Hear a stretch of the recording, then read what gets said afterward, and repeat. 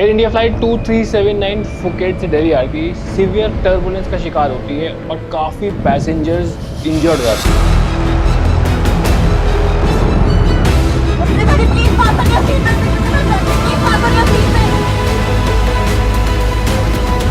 अगर आप वीडियो देखेंगे जो मेरी स्क्रीन पे चल रहा है, ये हाल हुआ है कुछ एयरक्राफ्ट के अंदर का।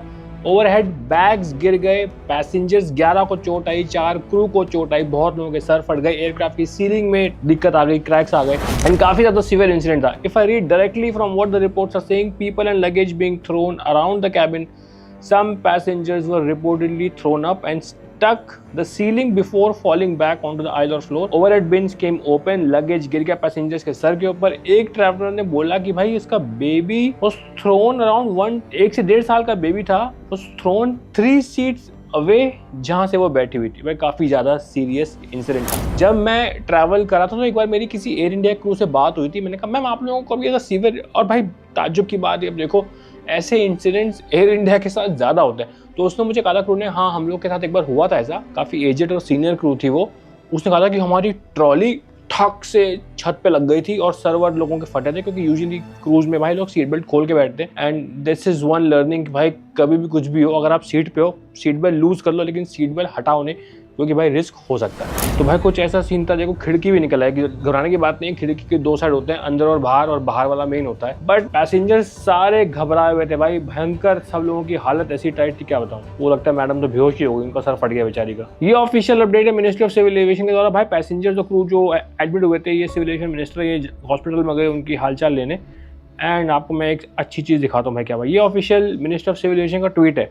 इन्होंने एक प्रेस रिलीज भी जारी की है। प्रेस रिलीज में अगर आप क्लिक करेंगे तो प्रेस रिलीज चलती भी नहीं है। ये हाल है एयर इंडिया और ये हाल है हमारी ऑफिशियल मिनिस्ट्री का, जिनके लिंक ही नहीं चलते। तो भाई ये वीडियो मैंने जब देखा था पहली बार तो मुझे लगा हाँ भाई काफी सीरियस मामला है, और ये वीडियो चलाने से मैं डर भी रहा हूँ, क्योंकि ANI का वीडियो, ANI अगर मेरे वीडियो पे स्ट्राइक मारती तो भाई पता नहीं क्या होगा, क्योंकि ANI स्ट्राइक मार देता है। इसलिए मेरी एडिटर से रिक्वेस्ट है कि भाई इस वीडियो को स्क्रीनशॉट कर करके चलाएं, वीडियो ना चलाएं प्लीज। तो these are some more pictures आप देख सकते हैं। ये देखिए छत पे, देखिए छत टूट चुकी है, लेंटर पक्का नहीं पड़ा था इनका। एंड दिस इज कलेश, और ये देखो भाई ये भी टूट गया, लोगों का लगेज गिर गया। It was a Airbus 320 new aircraft which is a new aircraft. ये वीडियो देख सकते हैं, छत टूट चुकी है। अब बात कर लेते हैं भाई टर्बुलेंस कितने प्रकार का होता है। भाई टर्बुलेंस 4 टाइप का होता है, लाइट, मॉडरेट, सीवियर और एक्सट्रीम।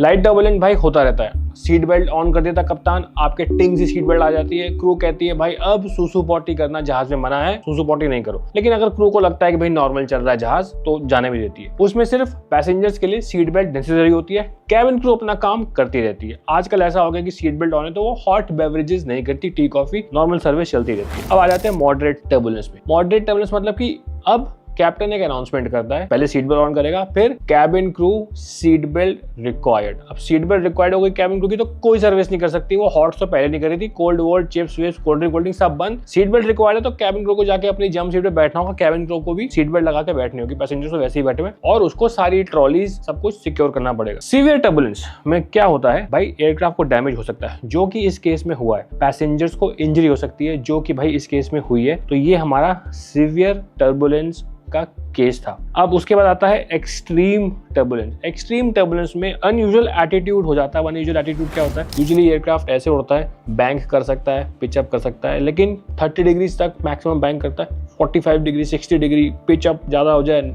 उल्टा हो जाए, ऐसा हो जाए, उल्टा, that is called unusual attitude and it may be fatal. अगर भाई बहुत ज्यादा टर्बुलेंस हो गया, अपसाइड डाउन हो गया, कुछ हो गया, तो हो सकता है एयरक्राफ्ट रिकवर भी ना हो, तो उसको बोलते हैं हम एक्सट्रीम टर्बुलेंस। अब भाई टर्बुलेंस होता कैसे, टर्बुलेंस 2 तरीके का टर्बुलेंस होता है। एक होता है जो कप्तान को दिखता है, एक होता है जो कप्तान को नहीं दिखता है। इस वाले केस में जो नहीं दिखा उसको बोलते हैं क्लियर एयर टर्बुलेंस, और इस केस में 99.9% वही हुआ होगा। लेकिन पहले हम डिस्कस कर लेते हैं कि भाई जो दिखता है वो कैसा होता है। जो दिखता है वही बिकता है। तो जब आप कप्तान होते हैं जहाज के, तो आपके स्क्रीन पे रडार होता है, और रडार कुछ ऐसा दिखता है जो आपको स्क्रीन पे दिख रहा है। तो भाई देखो इसमें 2 एरियाज मार्क्ड है। एक तो देखो ये रेड मार्क्ड है, एक रेड और ग्रीन मार्क्ड है, ग्रीन भी सबको दिख रहा होगा।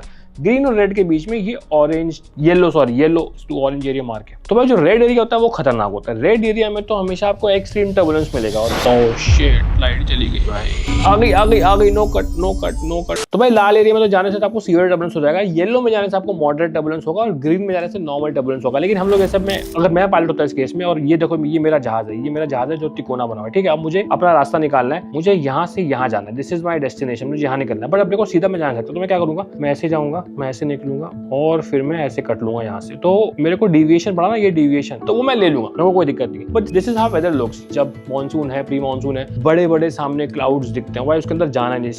इन लाल के अंदर अगर आप गए तो वापस आप सही सलामत तो नहीं आ रहे, सर्वर फोड़ के एयरक्राफ्ट तोड़ के आओगे। इस लाल के अंदर भाई कन्वेक्टिव एक्टिविटी हो रही होती है, मतलब कि करंट्स ऐसे नीचे से ऊपर जा रहे होते हैं जिसमें जहाज फ्लाई नहीं कर सकता, हाईली अवॉइडेबल। तो ये आप समझ गए। अब बताता हूँ कि भाई क्लियर एयर टर्बुलेंस कैसा होता है और क्यों होता है और कैसा दिखता है। और ये पायलट्स को ना दिखता है ना पायलट्स इसको अवॉइड कर सकते हैं, ये तो भाई रब रखा है, भगवान ने बचा लिया तो बचा लिया। और ये एयर इंडिया फ्लाइट के साथ भी कुछ ऐसा हुआ है कि भाई बच गई तो बच गई। Now once you climb high 35,000 feet, 36,000 feet, 39,000 feet, so there are pockets of high speed, मतलब आप कह लो कि एयर जो फ्लो करती है ना हाई लेवल पे, वो बहुत तेज फ्लो करती है। Now let's say you are flying at 36,000 feet, आप फुकेट से दिल्ली आ रहे हैं, मोटा मोटा आप वेस्टर्ली फ्लाई कर रहे हैं। एंड ये जो मैं बता रहा हूँ, ये विंटर्स में जब आप दिल्ली से कलकत्ता आते हैं तो बहुत कॉमन होता है। तो 36,000 फीट पे आप ये जो देख रहे हैं ना, ये डार्क सा एरिया मैंने बनाया, ये एरिया मैंने बनाया, ये जो विंड है ना, ये 100 किलोमीटर/आवर की स्पीड से फ्लो कर रही है, और उसके ऊपर और उसके नीचे 50 किलोमीटर की स्पीड से फ्लो कर रही है। मान लो ये आपका एयरक्राफ्ट है, आप एकदम से 35,000 फीट से,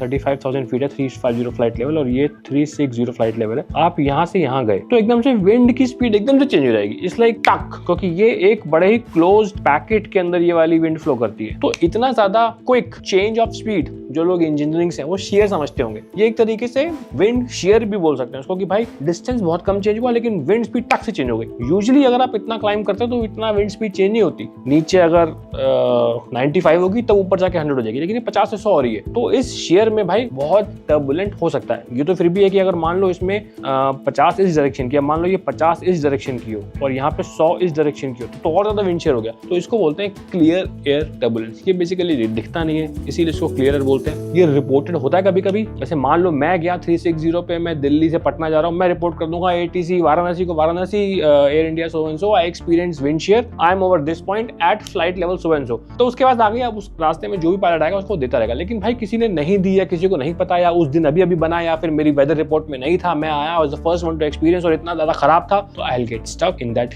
clear air turbulence and I have no way of getting out. Was this a pilot mistake? I don't think so, because pilots इस केस में कुछ नहीं कर सकते। and इस केस में क्या होता है, the autopilot gets disconnected, the auto thrust gets disconnected, pilots also get taken aback। हालांकि pilots every time they are supposed to sit with their seat belts on, but एकदम से आप क्या कंट्रोल करोगे, आप कुछ नहीं कंट्रोल कर सकते। you can only control the aircraft once it gets out of that wind shear or clear air turbulence। आप बोलते हैं कि जहाज ने 300 फीट से 400 फीट लूज कर दिए, there is nothing the pilot can do because वो शेयर होता है। तो बेसिकली मान लो ये आपका जहाज है and you are flying in the wind and wind मान लो ऐसी जा रही है 100 की स्पीड से। अब ये हेडविंड है तो आपको भाई ये हेल्प करेगी लिफ्ट बनाने में, आपके विंग्स के ऊपर से लिफ्ट जा रही है। अब मान लो आपको डिसेंड करना, आपकी लैंडिंग आ रही है और डिसेंड करते ही विंड ऐसे चेंज हो गई, अब ये हो गई 20 इस डायरेक्शन में, तो हेडविंड की जगह अब टेलविंड हो गई, तो आपका लिफ्ट एकदम से लॉस होगा ना, तो फक से आप बैठोगे।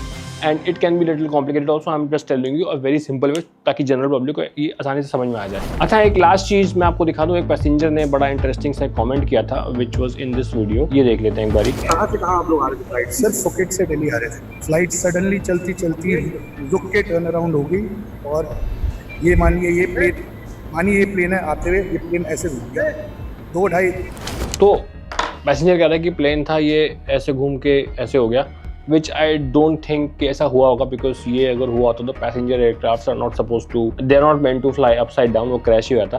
तो कभी कभी होता है कि इतना टर्बुलेंस हो, आप घबराहट में आप थोड़ा कर देते हैं, बिकॉज ऐसा हो जाता है भाई घबराहट में जब जान बनाती है। बिकॉज मैंने देखा हल्का सा भी थोड़ा सा होता है कि लोगों को लगता है अब तो गए, वो भगवान का नाम लेना शुरू कर देते हैं। होपफुली सब कुछ ठीक था, there was nothing the pilot could have done. Weather है, किस्मत है भाई, कहीं भी आ सकता है, कहीं भी कुछ भी हो सकता है। So thank you so much for watching this video, I hope I made little sense. अपना ख्याल रखिएगा।